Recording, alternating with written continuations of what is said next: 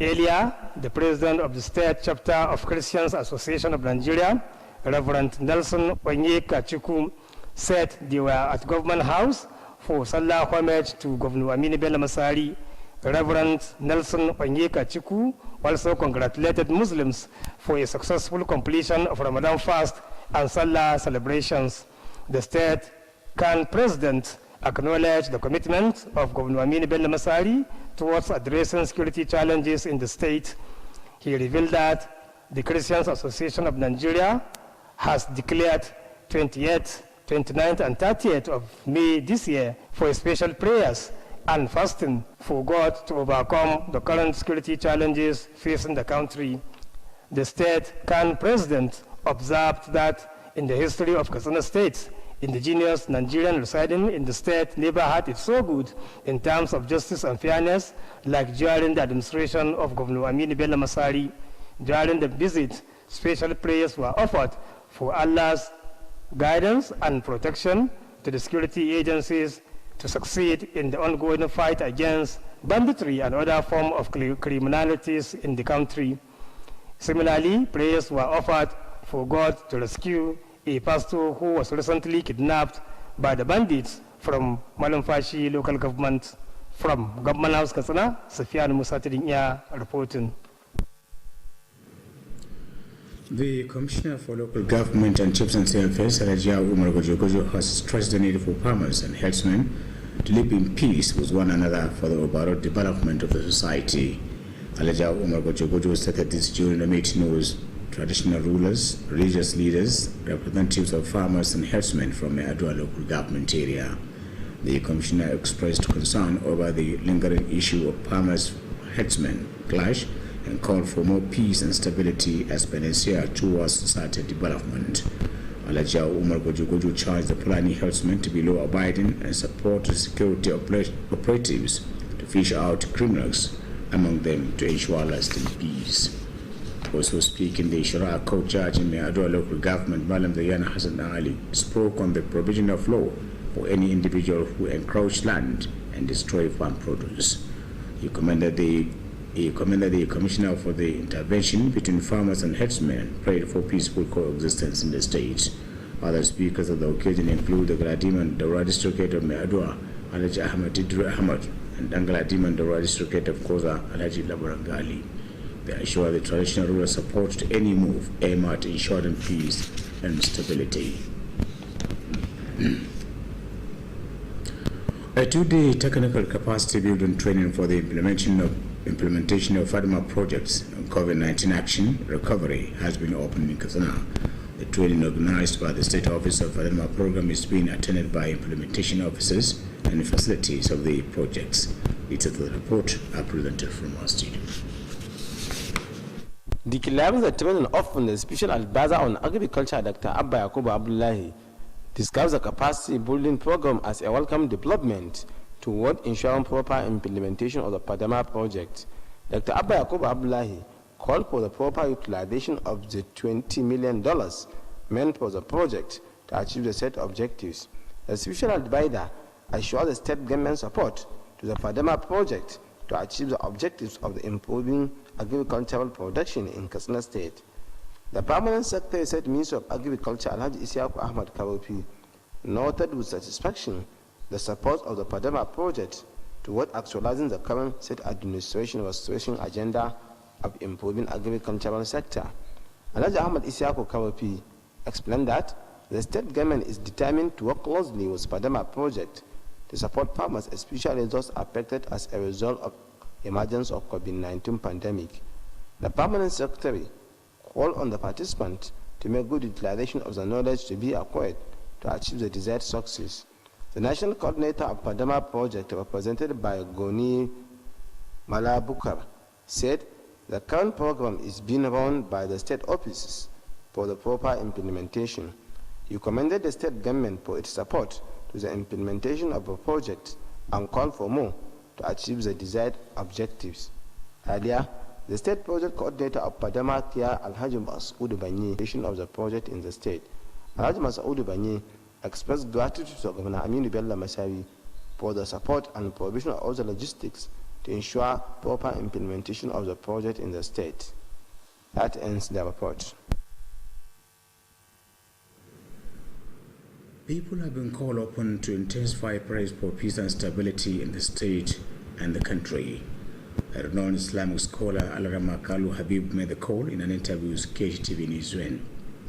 The Islamic scholar stressed the relevance of prayer towards addressing societal problems and charged people to redouble effort in praying for Allah's intervention against the current security challenges bedeviling the country.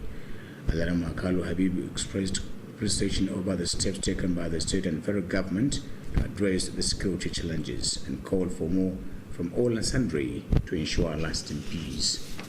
The Islamic scholar also called on traders. The Islamic scholar also called on traders to subsidize the price of commodities and to assist the less privileged members of the society. Alarama Malan Kalu urged Muslims to love one another and ensure proper upbringing of their children for the overall development of Islam. He charged worthy individuals to be given out charity to the needy to reduce the economic difficulties being faced by people.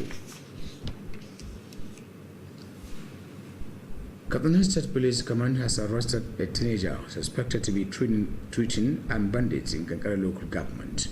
The public relations officer of the command, SP Gambo Isa, paraded the suspect during a press briefing held at the command's headquarters. According to the police public relations officer, the suspect, Musa Shamsuddin, specialized in the armed banditry, sustained injuries during an encounter with security personnel. SP Gambo Isa pointed out that in the course of investigation, the police discovered that the suspect has no any house qualification. Similarly, the State Police Command paraded about 10 suspected criminals. The suspects include 18-year-old who raped and wounded an 11-year-old girl in Kankara local government area. Others include suspected cattle rustlers, kidnappers, and social miscreants. The police public relations officer said all the suspects have confessed to have committed the crimes. He appealed to people not to relent in providing the police with useful information that will assist them in arresting criminals for peace and stability to reign in the state.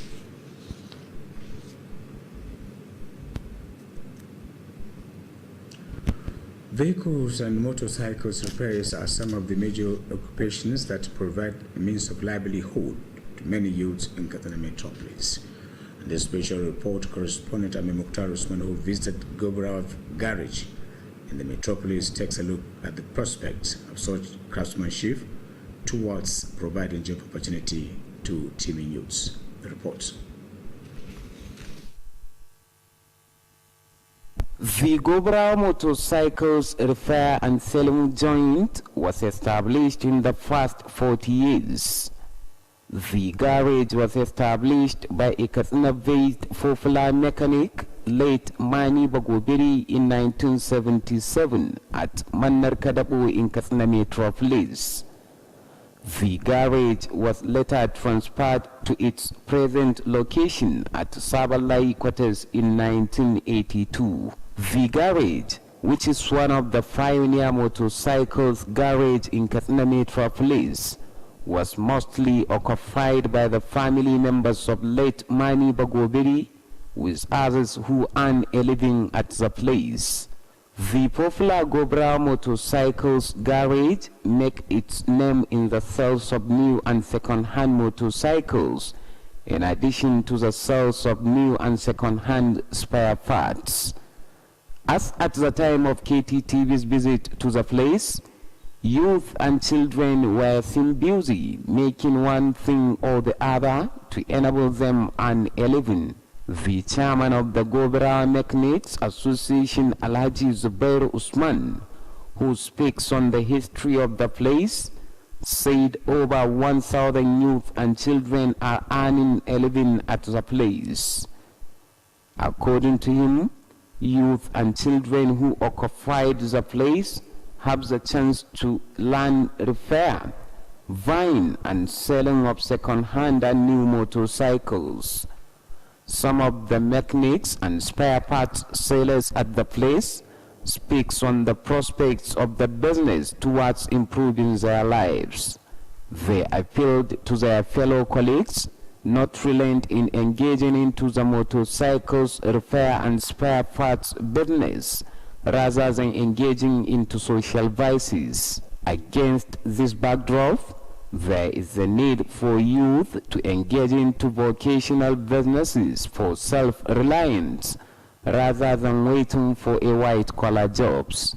Ahmad Mukhtar Entaba, reporting for Kttv News. With that report, we conclude news tonight from our news desk. Thanks for watching.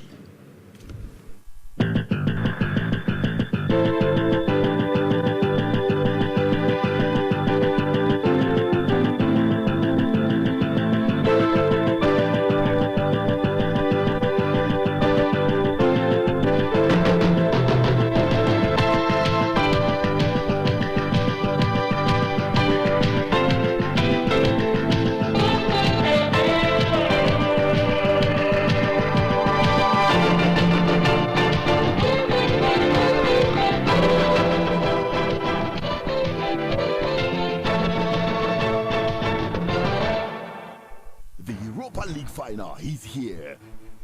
Who will be crowned the champion as Kttv Villarreal clashes with the Red Devils of Manchester? Enjoy the action live only on StarTimes. So, what are you waiting for? Recharge now to watch live on Wednesday, May 26th at 8 p.m. on World Football with just 1,700 naira or 160 naira daily.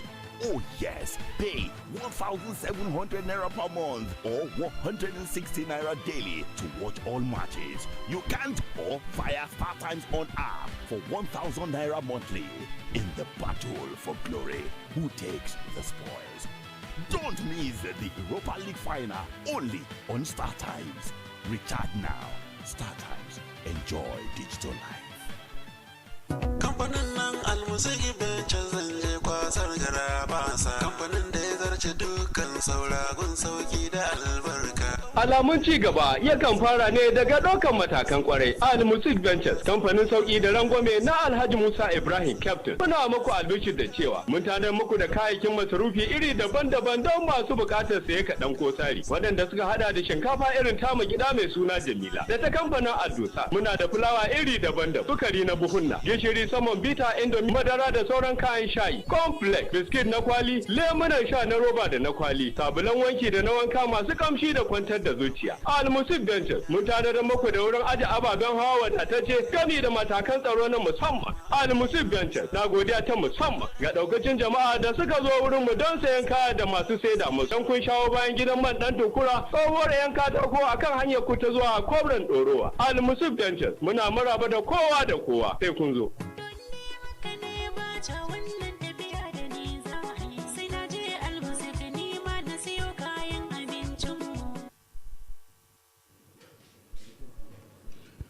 Hukumar kare muhalli ta jihar Katsina na sanar da daukacin jama'a da suka sami shagunan hukumar a duk fadin jihar nan waɗanda ba su fara amfani da su ba da su buɗe su fara harkar kasuwanci cikinsu daga yau zuwa ranar talata wato 30 ga watan Yuni shekarar 2021 wato 30 ga watan Jun 2020 wanda kuma bai yi hakan ba ta hukumar za ta karbe taba waɗanda za su yi amfani da su da fatan waɗanda abin ya shafa za su bi wannan doka. Sanarwa daga Alhaji Isa Sa'idu Barda, shugaban hukumar sefa ta jihar Katsina.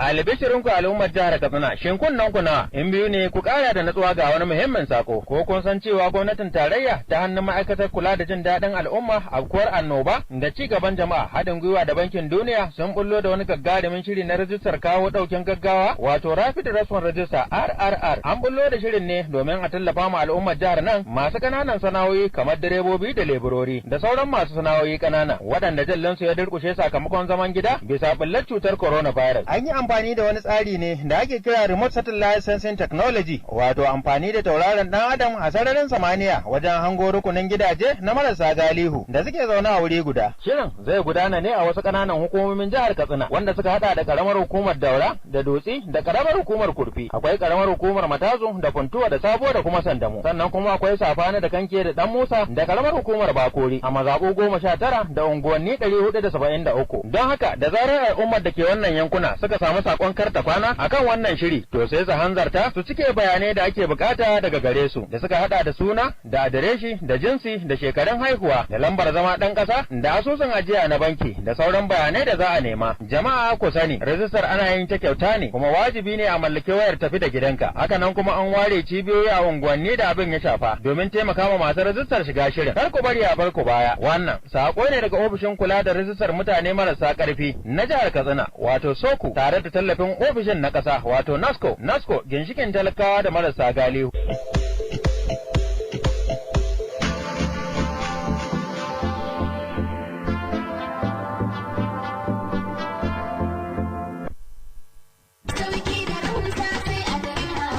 House Katsina cibiyar kasuwanci mai tafiya daidai da zamani, an kawo atamfofi manya da ƙanana ga lesussuka da material akwai kuma shadda trouser ga bangaren jukkuna da takalma na mata da na maza, akwatunan turoli, kayan yara yan kanti, takalman mata manya da ƙanana, akwai kuma dogayen riguna na mata yan kwalisa, akwai shagon waya salula da kayanta, nau'in wayoyin android da masu malatsai na zamani, ga kuma bangaren kayan dinki sayan ɗaya ko sari, nau'in zarurruka da zub akwai kuma zaren ulu da mata masu aikin saka. Mu leƙa bangaren kayan kicin za ku ga kuloli da plate da duk wani nau'in kayan kicin ana saidawa. Akwai bangaren awarwaro yan kunna da sarka, ga kuma bangaren kayan kamshi nau'i kala-kala. Greenhouse Katsina sun kuma kawo kayan electronics, za ku samu manya da ƙananan fridge ga kuma TV plasma generators da fankoki masu ɗaukar caji. Greenhouse Katsina suna nan a titin IBB daura da tsohuwar information daga tsallaken yamma a nan birnin Katsina.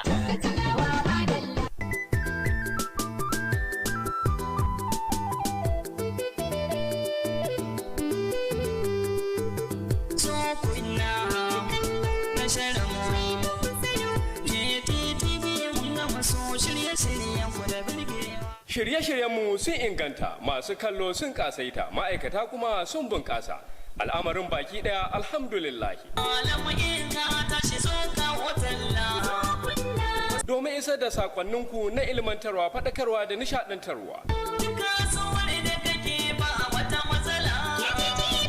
Ina ma'aikatu da sassan gwamnati, 'yan siyasa, 'yan kasuwa, masana'antu da masu hannu da shuni. Ku tallata ƙoƙarinku, iyawarku, ƙwarewarku tare da sanarwa abin da za ku yi a tashar taku mai gamsarwa. Shirye-shiryenmu ingantattu na nan suna jiran tallafinku ko ɗaukar nauyi don isar da sako ga jama'ar jihar Katsina. Kttv tasha mai gamsarwa.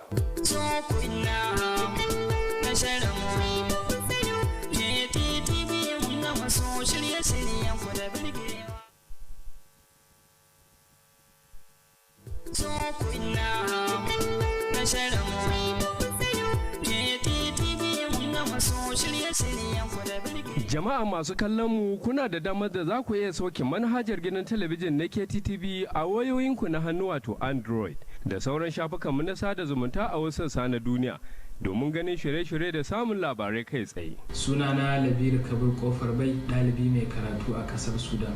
Mun ji daɗin kawo mana shirye-shiryen Kttv da aka yi a saman wannan sabon manhaja domin kalla a sauƙaƙe. Sunana Ismail Bashir Nasiha daga Sudan. Muna jin daɗin shirin Kttv daga nan Sudan. Domin ganin shirye-shirye da samun labarai kai tsaye sai ku ziyarci shafukanmu na yanar gizo kamar haka www.kttv.katsina.com ko kuma ku sauke manhajar Kttv ta hanyar sanya Kttv Katsina a cikin Play Store ko kuma ku ziyarci shafukanmu na Facebook ta hanyar sanya Katsina State Television Service ko kuma ku ziyarci channel ɗinmu a YouTube ta hanyar sanya Katsina State Television Service ko kuma ku ziyarci shafukanmu na Twitter @KTTV Katsina. Ku kasance da gidan talabijin na Kttv domin ganin shirye-shiryenmu masu ilmantarwa, faɗakarwa da kuma nishaɗantarwa. Kttv tasha mai gamsarwa.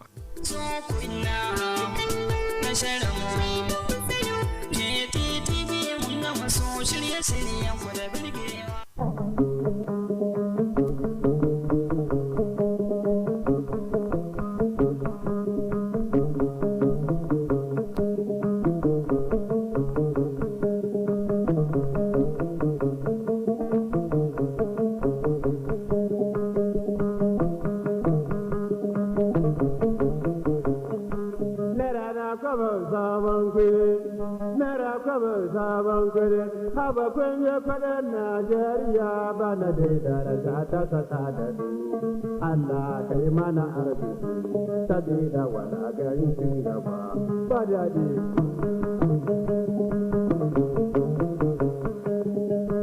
Idan ba ku san shi ba zo Haruna Uji zai bayyana. Wai idan ba ku san shi ba ku zo Haruna Uji zai bayyana. Idan ba ka san shi ba ka duba jikin ɗare jikinsa akwai ganyen gada kuma ba shi da kofa ko guda. Ka duba jikin kwaba muna da babban injin arziki da kai mana arziki sabida wala kan gaba ba daɗi.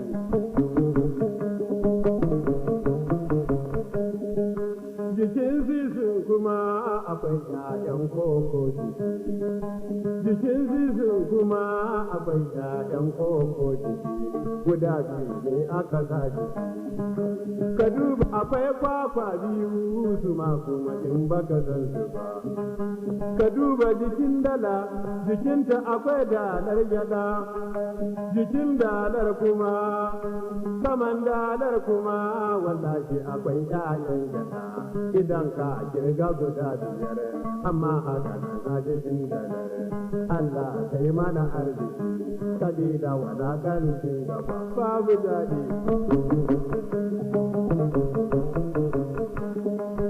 Idan baka gane ba jikin fefa ta sile biyar kaga mutum biyu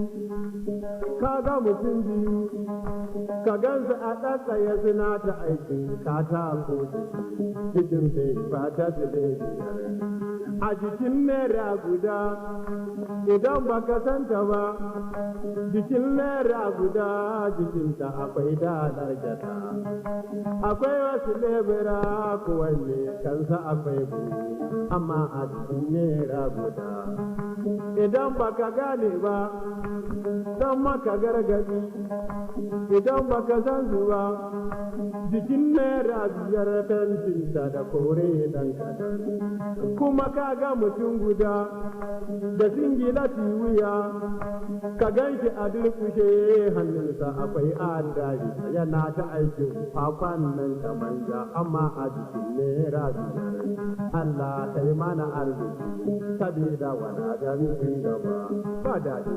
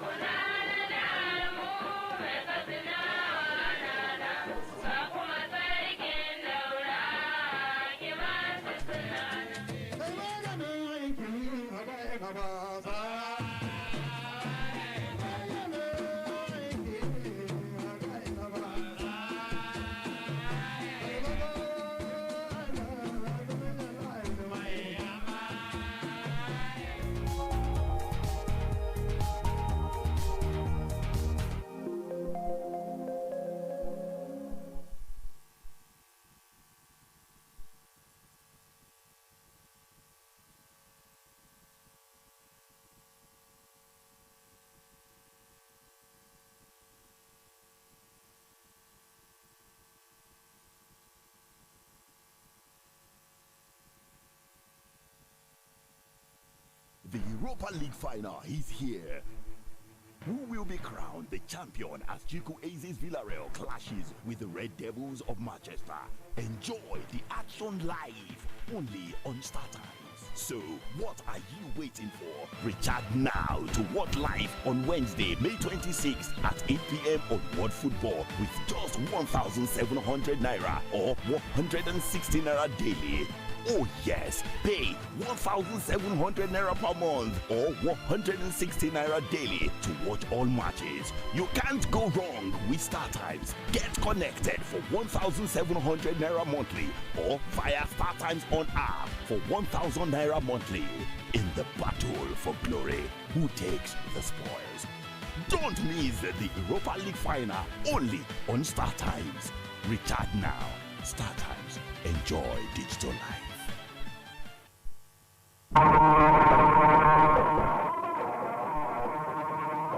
A labaran namu na daren yau, gwamna Aminu Bello Masari ya buƙaci ƙarin addu'o'in samun zaman lafiya a jihar nan. An kaddamar da taron bita na wuni biyu a kan samun nasarar aikin nan na fadama a Katsina. Kwamishina ya gana da masu ruwa da tsaki domin magance matsalar ɓannata amfanin gona.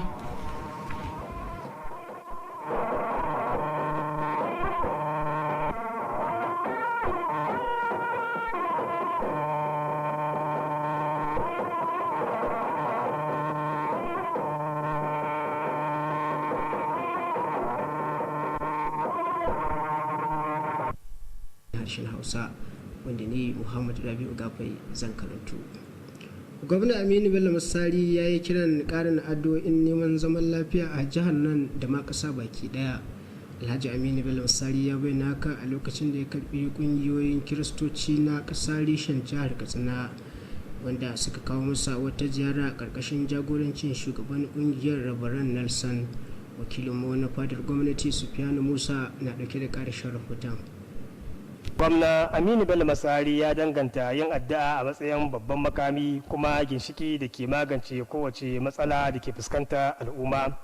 Gwamnan ya jaddada bukatar da ke akwai ga shugabanni na addinin Islama da kuma na Kiristanci da kodayaushe su rika yin wa'azi akan fa'idar zaman lafiya. Gwamnatin jiha za ta ci gaba da yin adalci ga wajen tafiyar da harkokin al'umma da ke cikin jiha ba tare da nuna bambanci na addini ba.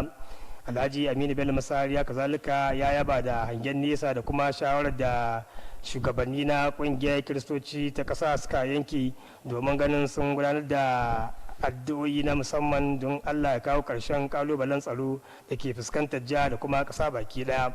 Gwamnan wanda ya yi godiya ga wannan tawaga bisa ga ziyarar da suka kawo masa ya kuma buƙaci Kiristoci 'yan asalin jihar Katsina da kodayaushe su kasance sun saki jikinsu kuma su ba da gudunmuwa wajen bunƙasa ci gaban jiha, inda ya bayyana cewa babu inda za su yi alfahari da shi kamar jihar Katsina. Tun da farko a jawabinsa shugaban kungiyar Kiristoci ta ƙasa reshen jihar Katsina Reverend Nelson Kttv ya ce sun zo gidan gwamnatin jihar Katsina ne domin su yi wa gwamna Aminu Bello Masari murna na kammala sallah lami lafiya. Reverend Nelson Kttv haka zalika ya taya daukacin al'ummar musulmai murna bisa ga samun nasarar kammala azumin watan Ramadana da kuma shagulgulan sallah lami lafiya. Shugaban kungiyar Kiristocin ta ƙasa reshen jihar Katsina ya kuma yaba bisa ga himmatuwar da gwamna Aminu Bello Masari ke yi wajen magance kalubalen tsaro da ke fuskantar jiha. Ya bayyana cewa kungiyar ta Kiristoci ta ƙasa ta keɓe kwanaki uku da suka hada da ranar 28 da 29 da kuma 30 ga watan Mayun da muke ciki domin gudanar da addu'o'i na musamman da kuma yin azumi don Allah ya kawo ƙarshen kalubalen tsaro da ke fuskantar ƙasa baki ɗaya.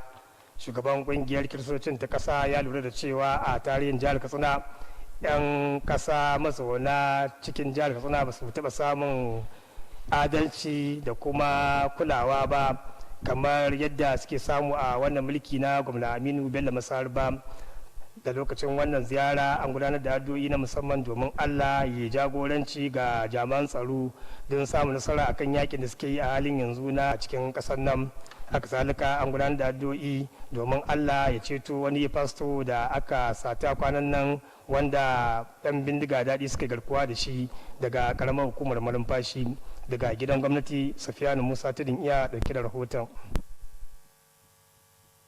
kwamishinan ƙananan hukumomi da masarautu alhaji yawo umar gwajo-gwajo ya yi kira ga manoma da makiyaya da su zamo masu zaman lafiya da juna domin ci gaban al'umma baki daya. Alhaji yawo umar gwajo-gwajo ya bayyana haka a lokacin wani taro da masu masarautun gargajiya game da shugabannin addini game da wakilan manoma da makiyaya na karamar hukumar mai aduwa. Kwamishinan ya bayyana damuwarsa a kan rikicin da ake samu a tsakanin manoma da makiyaya, ya yi kiran ƙarin haɗin kai domin ci gaba. Alhaji yawo umar gwajo-gwajo ya yi kira ga makiyaya da su zama masu bin dokoki tare da taimakawa jami'an tsaro da muhimman bayanai domin zakulo masu laifi a cikin al'umma. Shi ma an nasa jawabin alkalin mai aduwa malam zayyan hassan dan ali ya yi magana mai tsawo a kan dokar nan da aka sanya ga dukkanin wanda ya shiga gonar wani ba tare da izini ba.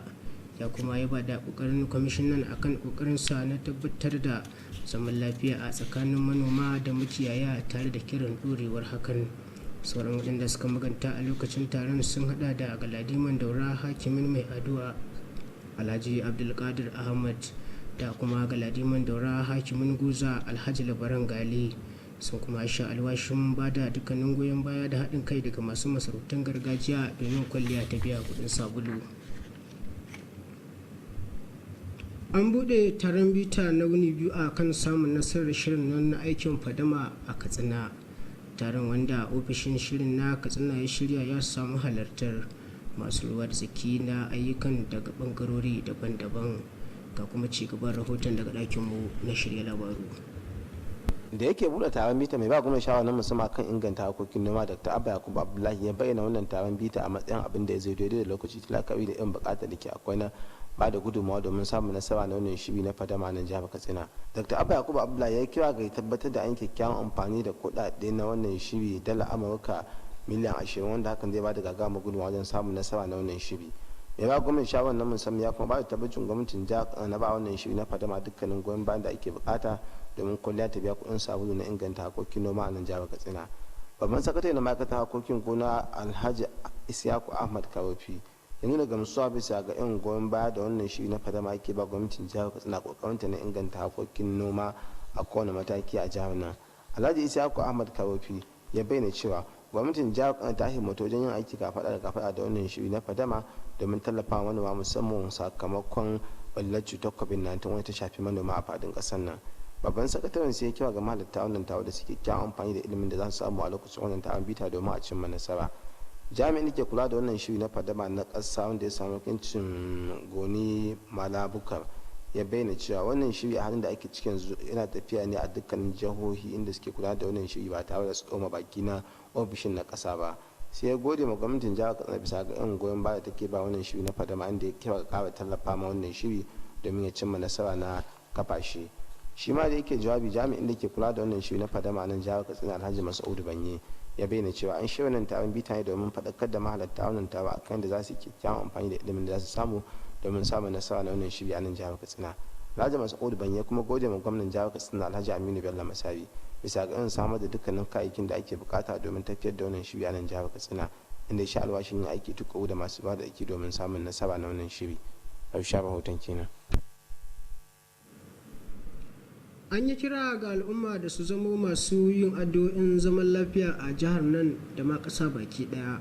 Wani malamin addini Alarin Makalu Habibu ya yi wannan kira a lokacin zantawarsa da manema labarai.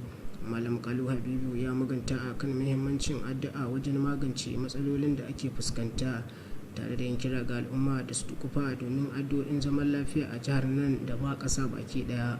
Malam Kalu ya kuma yaba da matakin da gwamnatin tarayya game da ta jiha suka dauka wajen yaƙi da matsalar tsaro da ake fuskanta a wasu sassan kasar nan. Ya kuma kira ga al'umma daga dukkanin matakai da su ci gaba da addu'o'in zaman lafiya. Alaran Makalu Habibu ya kuma kira ga 'yan kasuwa da su rage farashin kayayyakin masarufi domin sauƙaƙawa marasa ƙarfi a cikin al'umma tare da yin kiran masu hannu da shuni da su zama masu ba da zakka ga marasa ƙarfi domin rage raɗaɗi. Rundunar 'yan sanda ta jihar Katsina ta samu nasarar kama wani yaro da ake zargin yana kula da lafiyar 'yan bindiga idan sun samu raunuka. kakakin rundunar 'yan sanda na jihar katsina sp gambo isa ne ya gabatar da wanda ake zargin ga manema labarai a shelikwatar su da ke nan katsina.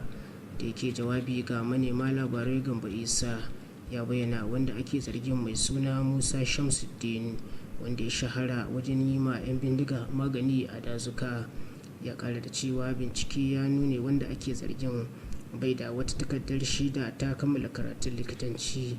Haka zalika rundunar ta 'yan sanda ta gabatar da wasu masu laifuka daban-daban da suka hada da waɗanda ake zargi da yin aikata fyaɗe a karamar hukumar kankiya da barayin shanu da masu garkuwa da mutane da kuma 'yan tada zaune tsaye.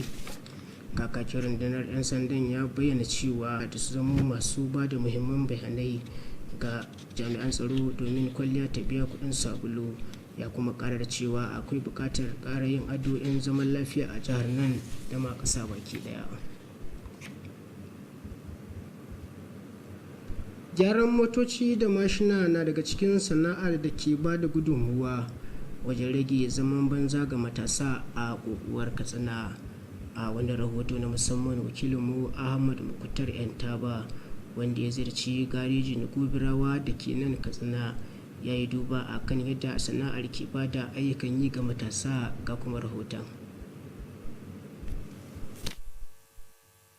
Wurin gyaran mashin da kuma sayar da kayayyakin mashin na Gobirawa da ke nan cikin birnin Katsina an kirkire shi ne a shekaru sama da 40 da suka gabata. Wannan garejin gyaran mashin dai sanannen bakanike a nan cikin birnin Katsina, marigayi Mani Bagobiri shine ya kirkiri wurin a shekarar 1977 a mannar Kadabo da ke nan cikin birnin Katsina. Wannan gareji dai daga bisani ta koma wurin da take na dindindin a halin yanzu a unguwar Sabon Layi a shekarar 1982. Wannan gareji dai tana ɗaya daga cikin wuraren gyaran mashin na farko-farko da aka fara kirkira a cikin birnin Katsina, wanda mafi akasarinta ta kasance mambobin iyalin Mani Bagobiri ne ke a wannan gareji, kuma suna samun abin sakawa bakinsu ta wannan sana'a. Sanannen wurin gyaran mashin din na Gobirawa dai ya fitar da sunansa ne akan batu da ya shafi gyara da kuma sayar da sababbi da kuma tsofaffin mashina. A sa'ilin da Kttv ta ziyarci wannan wuri, za a iya ganin matasa da ƙananan yara suna bakin ƙoƙarinsu wajen gudanar da aikin na gyaran mashin domin samun abin tafiyar da rayuwarsu. Shugaban kungiyar kanikawa ta wannan garejin na Gobirawa, Alhaji Zubairu Usman, ya yi magana akan tarihin kafuwar garejin ta Gobirawa. Sai ya bayyana cewa sama da matasa 1000 ne suke cin abinci a wannan wuri. Kamar yadda ya bayyana, matasa da yara da ke gudanar da harkar su ta neman abinci a wannan wuri suna iya samun ilimi guda 3 da ya jibanci ilimin gyaran mashin da kuma saye da sayar da sababbi da kuma tsofaffin mashina.